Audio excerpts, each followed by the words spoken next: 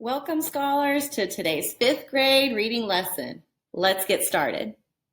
All right, scholars, before we get started today, let's make sure we have all of our materials ready so we are set up for success. The first thing you'll need today is your reading textbook. The next thing you'll need is your reader's journal. You'll need your response sheet. And as always, a pen or a pencil, your favorite writing utensil. Now, once you have your materials, I want you to repeat after me. I am ready to learn when my mic is off until it is my turn to speak. I am ready to learn when my materials are in my learning space.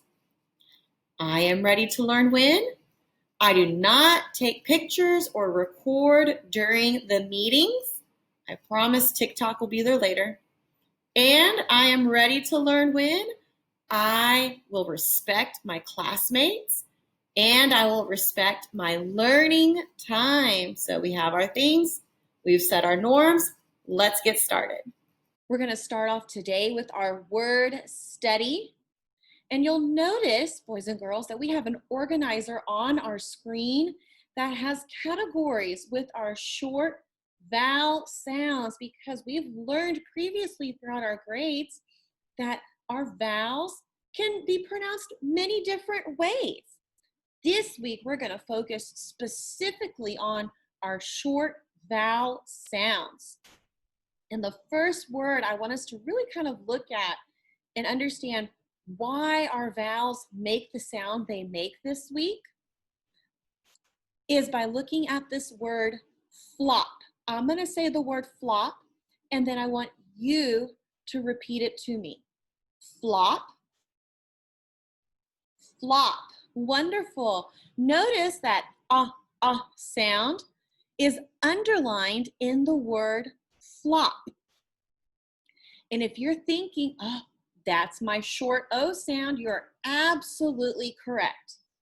But why does flop say flop and not flope, a long A sound?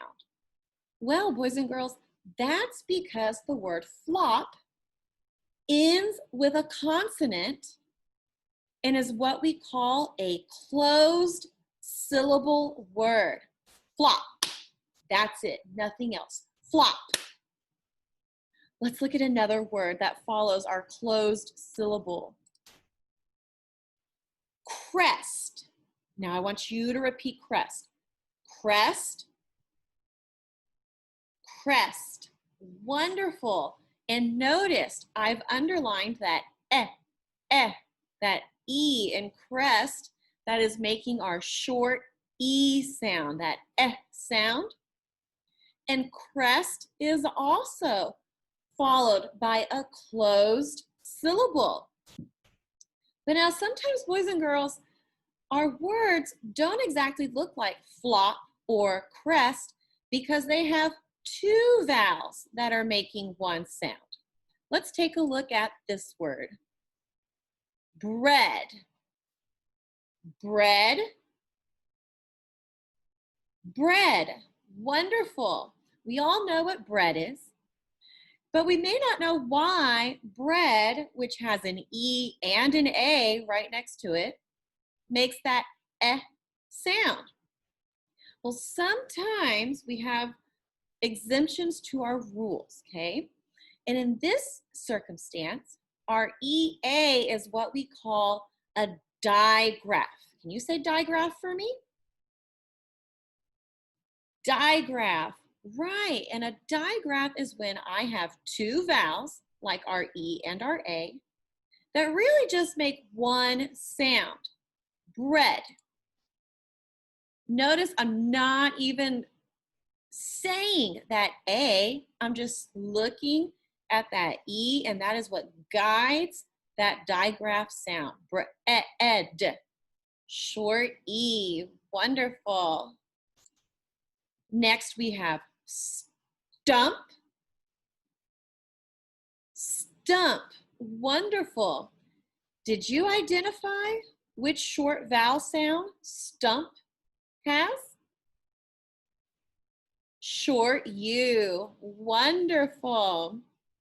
A couple more. Flag. Flag. Wonderful.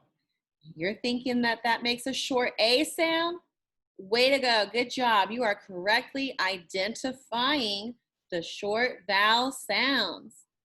Let's look at one more. Mist.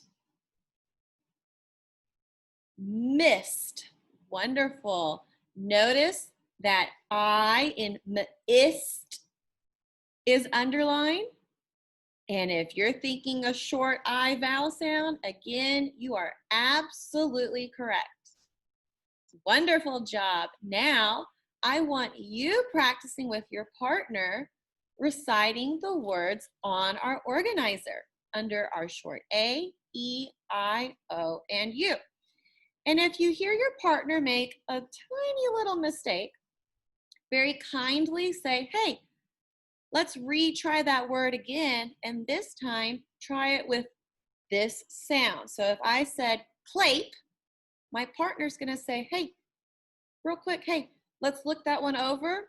Remember, it's a short A, so it's not an A sound, it's an A sound. Clap, clap. All right, so now you try. All right, let's have some extra practice with our short vowel sounds. Remember, syllables that have short vowel sounds are what we call closed syllables.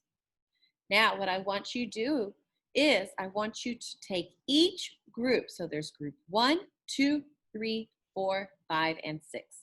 And what I want you to do with each of those groups, so I'm going to start with group 1, is I want you to say each word from group 1 out loud. And then I want you asking yourself, which short vowel sound do I hear from group 1? And you're going to repeat that same question at the end of groups 2, 3, 4, 5, and 6. When you finish that, you're going to work with your partner to complete your know it and show it. Good luck. All right, scholars, today we will read this informational text. And remember, we read informational text to learn facts and information about a certain topic.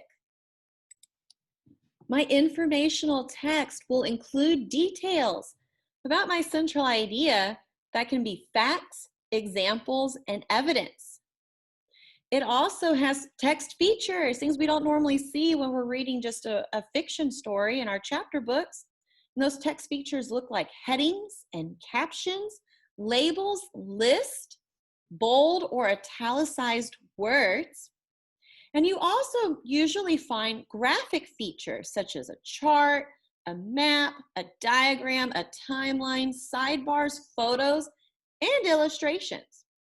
But remember, all of our information, all of our text is organized as a sequence or a compare and contrast, cause and effect, or a problem and solution. There's 4 ways that that text can be organized. And you'll find a lot of content area words that relate to your topic. Today, you will listen to me read aloud a text about the inventions of Elijah McCoy in the field of engineering and a way that railroad terminology led to new expressions in the English language. As we are listening to the read aloud today, I want you to really listen to see if you can find those railroad terminology expressions that are used in the English language. And when you find them, remember, I want you to use your context clues to help you determine the meaning of that expression, okay? So real quick, let's review today's learning objective for the day. I am learning to evaluate details that will help me to determine key ideas. I know I can do this when I can identify details in a text and I can evaluate how the author uses the details. And I will be able to show my learning by explaining how the details in a text help to develop the key idea. Authors will use a variety of details to support an idea. And as you continue progressing through your academic careers, you'll get to learn more and more about these types of details.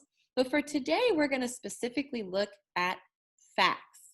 And facts are details that can be proven. And for today, remember, we're going to be evaluating details.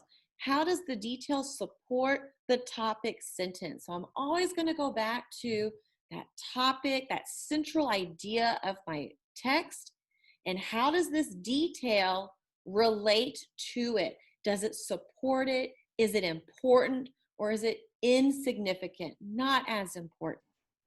All right, scholars, today we will read this informational text.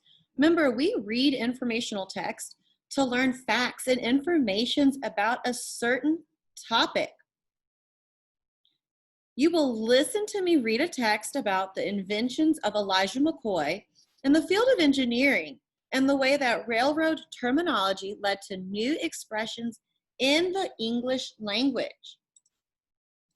Remember that our learning goal for today is being able to evaluate details that will help you determine the key ideas. So, as I am reading and as I am thinking out loud, I want you to listen for the steps that I take and the questions that I ask myself to help me evaluate these details. Remember that authors can include details that support a central idea or give more information about it.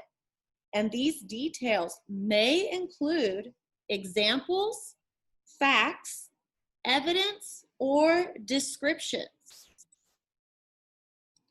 Sometimes when we are evaluating details, you might notice that some details will not only support, but will help to fill in the picture of the bigger key idea.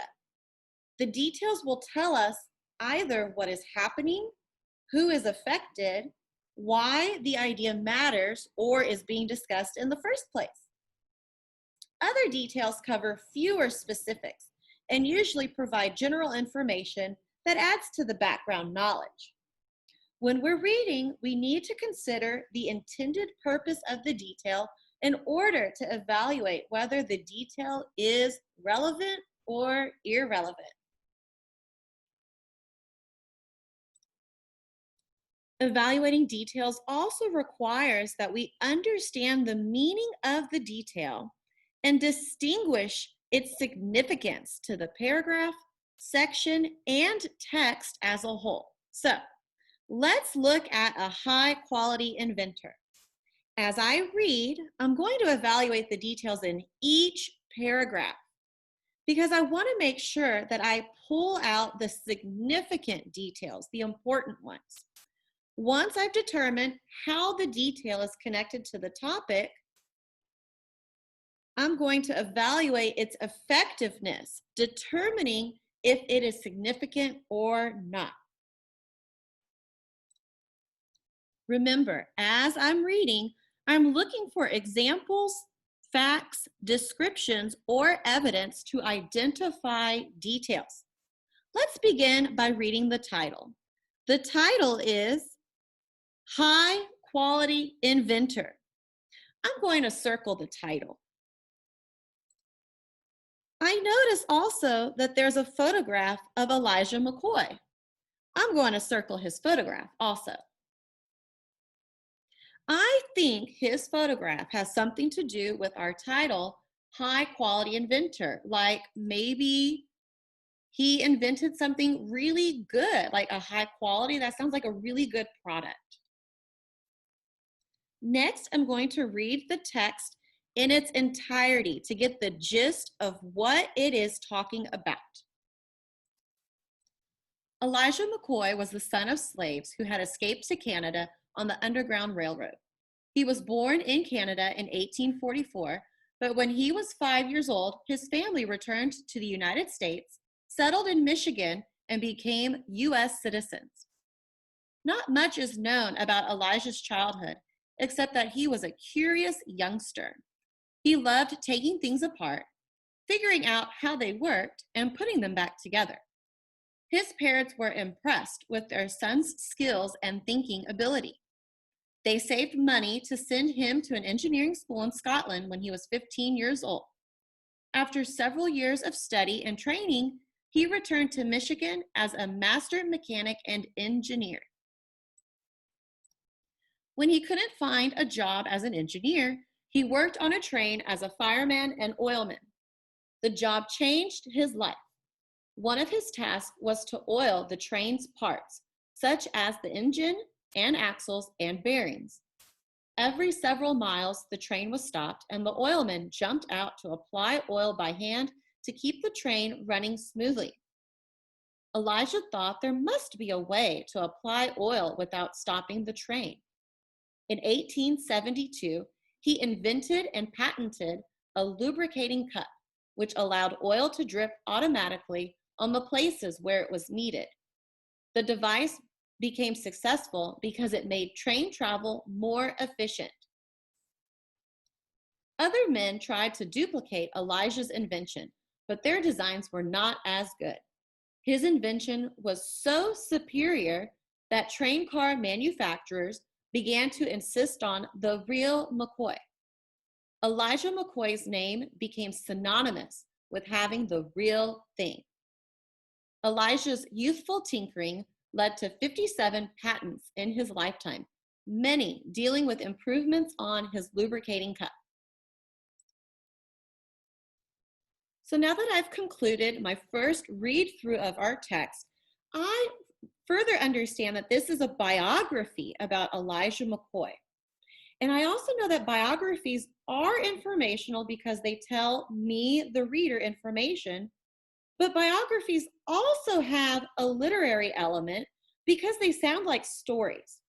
However, I can infer that since this is a biography, the author wants us to know about Elijah McCoy and the contribution he has made to society.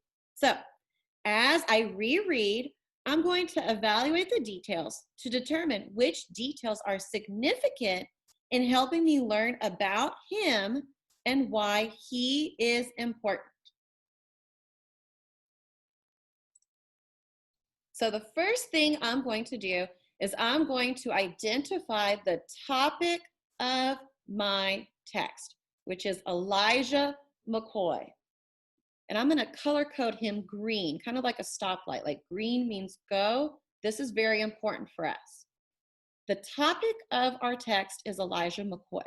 And remember, I'm going to continue to ask myself as I'm rereading through, what details are important for me to understand why the author wants me to know about him? What do they want me to know?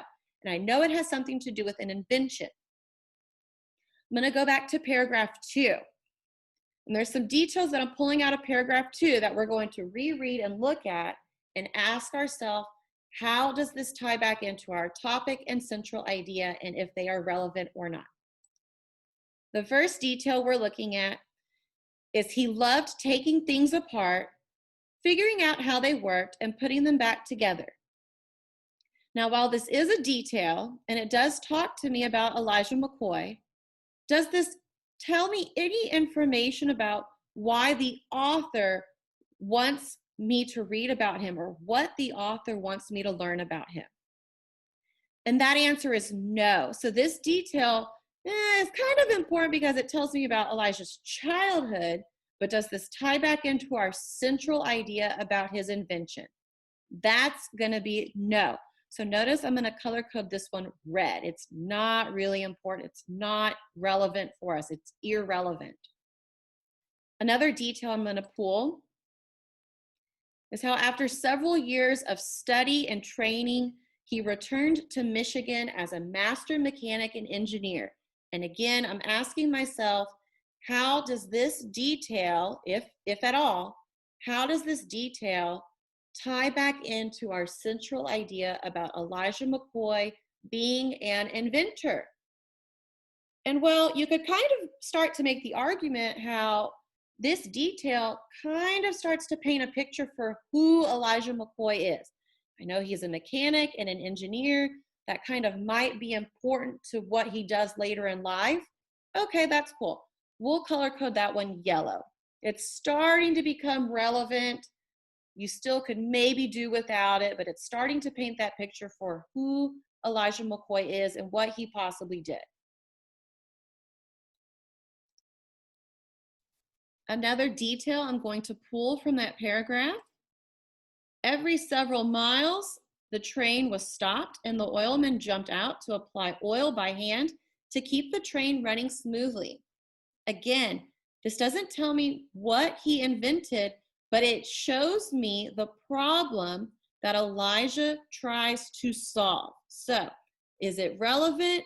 Yes, it's beginning to paint that picture for what leads to Elijah's high-quality invention. Moving on to that next paragraph. In 1872, he invented and patented a lubricating cup which allowed oil to drip automatically on the places where it was needed. Ding, ding, ding. We have a detail that is supporting our central idea about who Elijah McCoy was and what he invented. He invented this lubricating cup, and it even tells me what it did. So this detail is very relevant. We've colored it green. This detail explicitly tells me what contribution Elijah McCoy made to society and basically why I'm reading about him. Moving on to our next paragraph, a detail I pulled was his invention was so superior that train car manufacturers began to insist on the real McCoy. Again, this detail is talking about his invention being so amazing that everybody wanted it. So I went ahead and color coded that one green. It's very significant. It's very relevant to our text and telling me who Elijah McCoy was and what his contribution was. Another detail I'm selecting from the paragraph was how his name became synonymous with having the real thing. And again, this detail isn't as important, it's not as relevant, because it's just painting the picture for how awesome this invention was by saying it was synonymous. It became known as the real thing, like being the original, not having a knockoff. And lastly, in our closing paragraph, Elijah's youthful tinkering led to 57 patents in his lifetime, many dealing with improvements on his lubricating cup. Again, this detail mentions his invention, the lubricating cup, and it gives me some facts that he continued to improve it. All right, scholars, let's take a moment and pause and think back to our learning objective of the day and how we are being successful. So remember, our goal today was being able to evaluate key details to determine if they support our central idea, if they're relevant or not. And remember, our authors can include all kinds of details. 2 of those we looked at today were facts and examples, and sometimes authors can include descriptive details and opinions as well. Remember, as a good reader, it's always important when we are evaluating to ask ourselves, how does the detail support my topic? Remember, good readers always ask questions before, during, and after. All right, guys, that wraps up today's 5th grade reading lesson. Keep reading. I will see you again next time. Bye.